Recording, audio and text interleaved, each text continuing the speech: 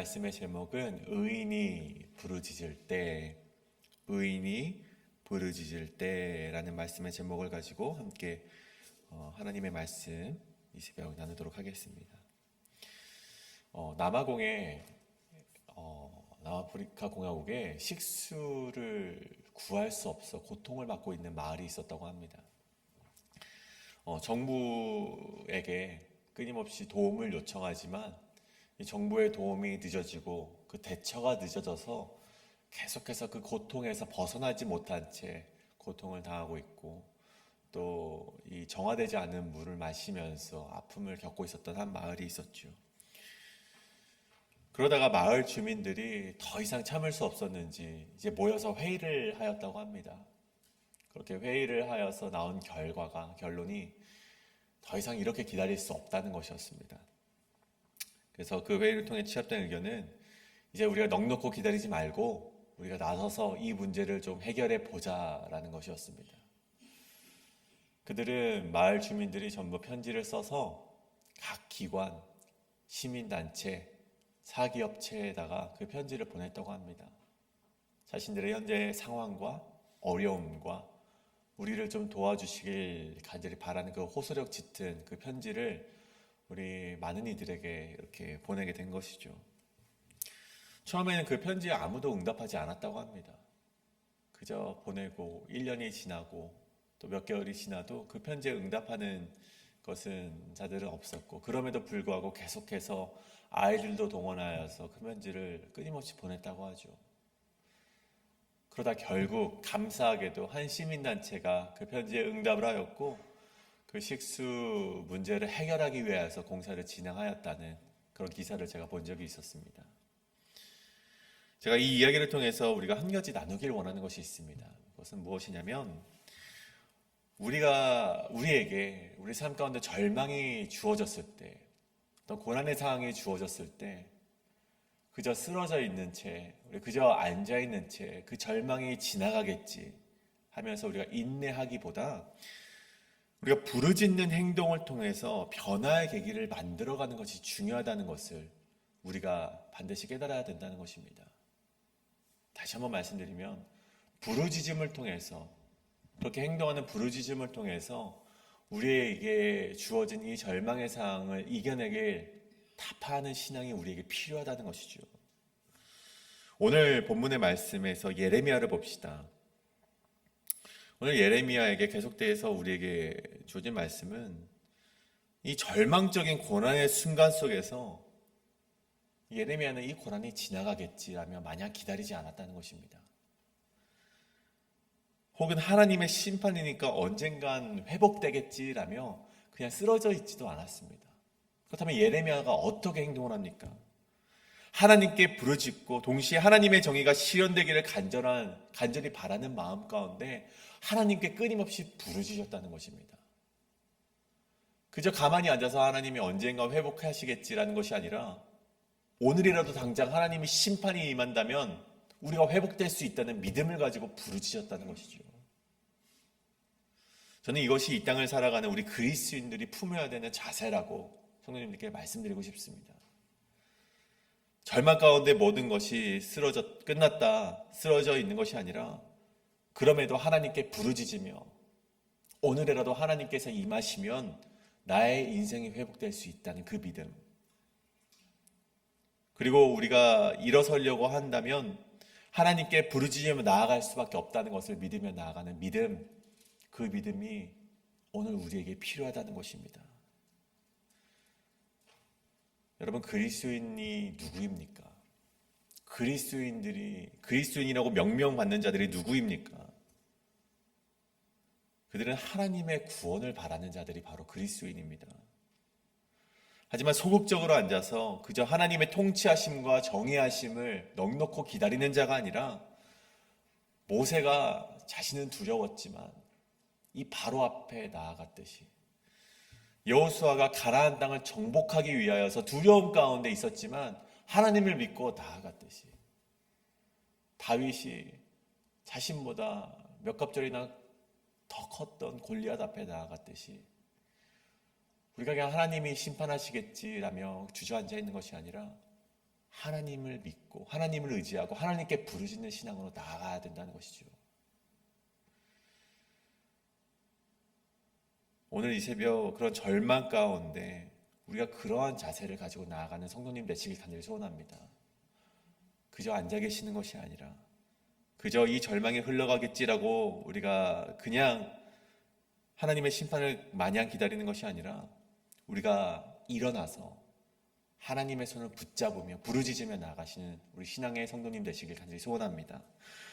그러는 가운데 오늘 말씀은 예레미야가 어떻게 부르짖었는가 그 모습을 함께 나누시고 그 모습을 닮아가시는 우리 여러분 되시길 간절히 소원합니다. 그 다음에 첫 번째로 의인이 부르짖을 때 첫 번째는 절망 속 하나님만을 부르고 부르짖어야 된다는 것입니다. 절망 속에서 하나님만을 부르고 부르짖어야 된다는 것입니다. 55절과 56절의 말씀을 보십시오. 오늘 예레미야는 하나님의 이름을 부르고 부르짖었다라는 표현이 있습니다. 먼저 55절에 보면 심히 깊은 구덩이에서 주의 이름을 불렀다라는 표현이 있고 56절에 보면 이 하반절에 나의 탄식과 부르짖음이라고 기록이 되어 있습니다. 언뜻 보면 이 부르고 부르짖다라는 단어가 같은 단어처럼 보이지만 여기서 부르고 부르짖다라는 이 단어에는요 히브리어 두 가지 단어가 사용이 됩니다. 먼저 첫 번째는요 이 부르다, 55절에 나오는 이 부르다라는 이 단어 속에는요 히브리어 카라라는 단어가 사용이 됩니다. 이 카라라는 단어는요 하나님의 이름을 부르고 하나님의 이름을 선포하는 것을 말합니다. 이 콜링이라고 그러죠. 즉 절망을 표현하는 이 깊은 구덩이 가운데, 심히 깊은 구덩이 가운데 예레미야가 무엇을 합니까? 주의 이름을 카라, 선포했다라고 합니다. 여전히 이 절망 가운데 있지만 오직 하나님의 이름만이 나를 구원할 수 있다고 믿는 예레미야의 믿음 가운데 하나님의 이름을 불렀다는 것입니다. 그러면 시편 50편 15절에 보면 이런 말씀이 있습니다. 환난 날에 나를 부르라. 이 역시 카라라는 단어가 사용됩니다. 환난 날에 나를 부르라. 내가 너를 건지리니 내가 나를 영화롭게 하리로다. 여기서 부르다라는 단어, 이 카라라는 단어는요, 우리가 하나님을 선포할 때, 하나님을 부를 때, 우리가 환난 중에서 하나님의 이름을 선포하기만 하면 하나님께서 우리를 향해 응답하시고 우리를 건져내 주시고, 오늘 예레미야가 표현하듯 심히 깊은 구덩이에서 우리를 건져내 주시고 심지어 그 이름을 영화롭게 하시겠다고 하나님께서 우리에게 약속하셨다는 것입니다. 이것이 바로 우리가 깊은 구덩이에서 하나님의 이름을 선포해야 되는 이유라는 것이죠. 하나님께서 우리에게 분명하게 약속하셨습니다. 우리의 삶 어디에서든지 우리가 환난을 경험하고 있다면, 심히 깊은 구덩이 가운데 빠져서 허우덕거리고 있다면 하나님의 이름을 부르라. 그 능력된 이름을 부른다면 하나님께서 우리를 구원해 주신다는, 건져내 주신다는 그 약속을 우리에게 해주셨다는 것입니다. 이서 끝이 아닙니다. 우리 56절을 보십시오.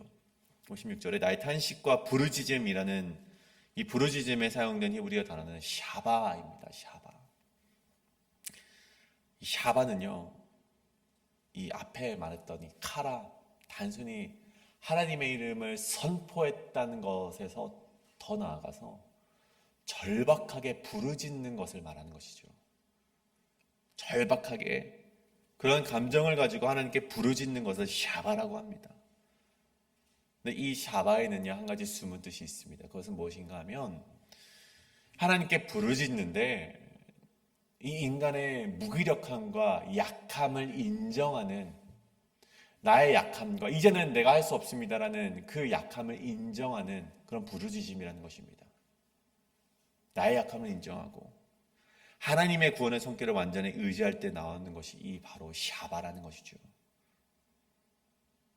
즉 보십시오. 예레미야는 대적들의 핍박 앞에서, 조롱 앞에서 아무것도 할 수 없는 것 같은 절망의 순간이 이 깊은 구덩이 속에서 무엇을 합니까? 첫 번째로 55절에 하나님의 이름을 선포하였고 56절에 보면 하나님께 절박한 마음 가운데 부르짖었다는 것입니다. 부르고 부르짖는 신앙, 그런 간절한 기도를요, 그렇게 선포하였을 때 예레미야의 믿음이 어떻게 변합니까? 57절을 보십시오. 내가 주께 아랫날에 주께서 내게 가까이 하여 이르실 때 두려워하지 말라 하셨나이다. 여러분, 하나님께서 바로 예레미야에게 응답하신 것입니까? 그렇지 않습니다. 오늘 하나님께서 응답하신 것이 아니라 그러한 믿음으로 예레미야가 계속해서 나아갈 수 있었다는 것입니다. 내가 하나님의 이름을 선포하고 하나님께 부르짖었더니 나의 마음이 하나님께서 두려워하지 말라라는 그런 마음의 신앙으로 나아갈 수 있었다는 것입니다. 이사야 58장에 뭐라고 되어 있습니까? 내가 부를 때는 나 여호와가 응답하겠고 내가 부르짖을 때는 내가 여기 있다 하리라. 그런 믿음이 예레미야에게 있었다는 것입니다. 여러분, 이것이야말로 하나님께서 원하시는 믿음 아니시겠습니까? 일찍이 바벨론을 통해 남유다를 심판하시겠다고 하셨을 때 우리 남유다 백성이 이러한 믿음을 가졌다면 하나님께서 그들을 심판하셨겠습니까? 얼마나 기뻐하셨겠습니까? 여러분, 성경 인물을 우리가 보시길 원합니다. 여러분, 믿음으로 약속하신 것을 능히 이룰 것을 믿었던 아브라함이 하나님을 믿고 그 본토 친척 아비의 집을 떠나서 하나님만 의지하며 나아가지 않았습니까? 하나님께 이스라엘 백성을 구원하실 것이라는 믿음을 가지고 두려움을 이겨내고 애굽 앞에 왕 앞에 나갔던 모세가 그러한 믿음을 가지고 나가지 않았습니까?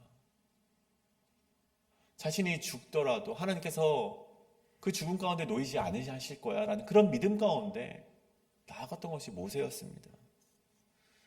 그러면 사울왕이 뒤쫓아옵니다.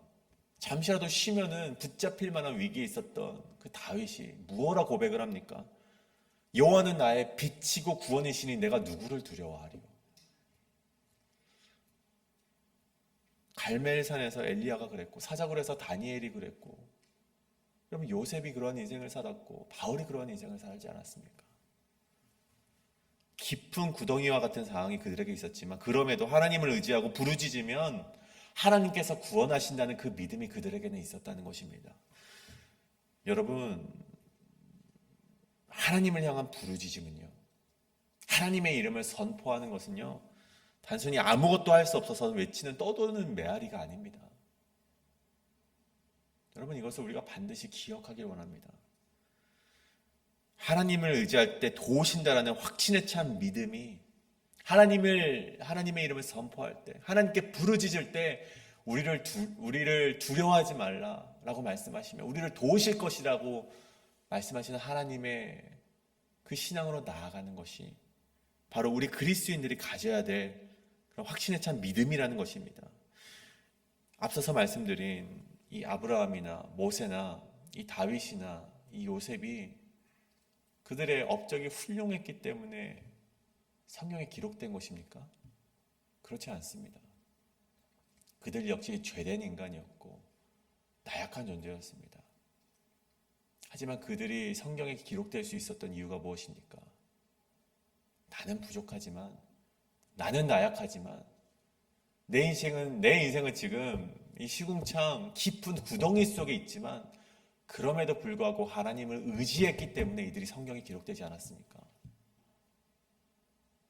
여러분, 오늘 그러한 성경의 인물들처럼, 그리고 오늘 예레미야의 신앙처럼 그렇게 부르짖었던 신앙이, 그런 확신이 여러분의 삶 가운데 함께 하시길 간절히 소원합니다. 그때의 패배와 절망 속에서도 하나님은 여러분에게 구원을 약속하실 것입니다. 그것을 믿으며 나아가시는 이 새벽 우리 그런 신앙이 되시길 간절히 소원합니다.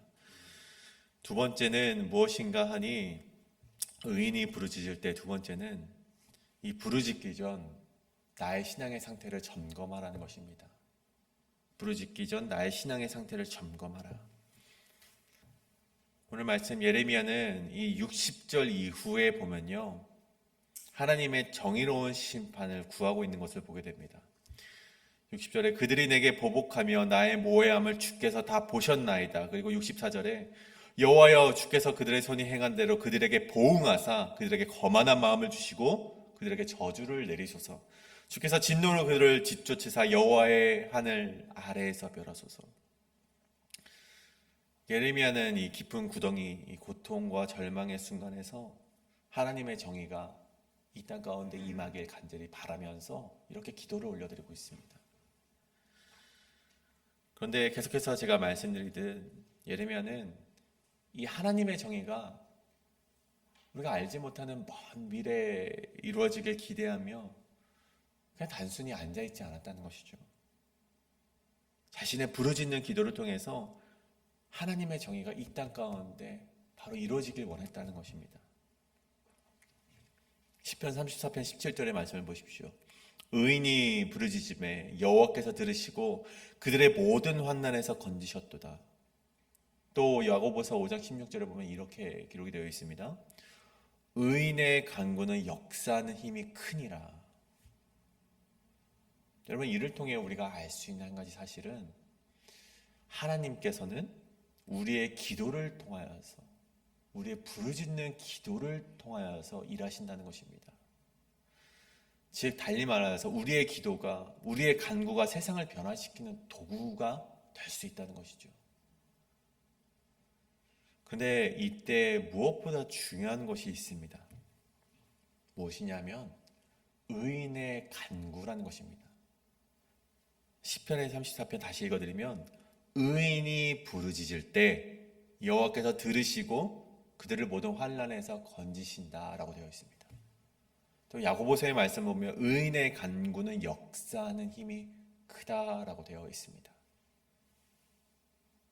여러분, 단순히 기도하면 이루어지겠지가 아닙니다. 그래, 내가 하나님의 이름을 부르고 부르짖으면 하나님께서 우리를 회복시키겠지. 물론 맞지만, 자, 그러는 반쪽짜리 정답이라고 말씀드리고 싶습니다. 그렇다면 우리가 무엇을 해야 되는가? 우리가 의인이 되어야 된다는 것입니다. 중요한 것은 내가 의인인가 아닌가를 되돌아봐야 된다는 것이죠. 어제 우리 담임 목사님께서 말씀을 전해주셨죠. 어떤 말씀입니까? 나의 삶을 면밀히 살펴보라는 것입니다. 회개의 자리로 나아가서 여호와께 돌아가는 신앙으로 가야 된다는 것이죠.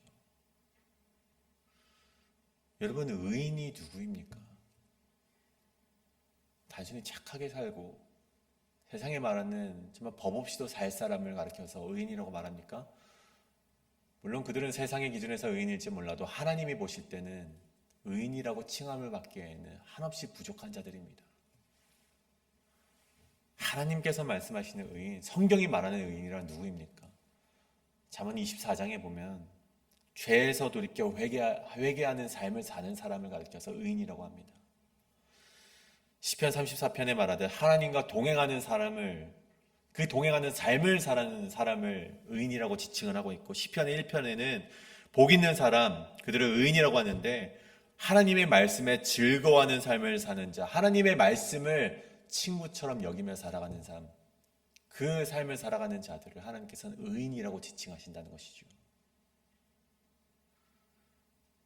여러분, 우리는 부르짖는 신앙, 하나님의 이름을 선포하는 신앙으로 나아가되 중요한 것은 로마서 12장 1절에서 나오듯 그러므로 형제들아 너희 몸을 하나님이 기뻐하시는 거룩한 산 제물로 드리라.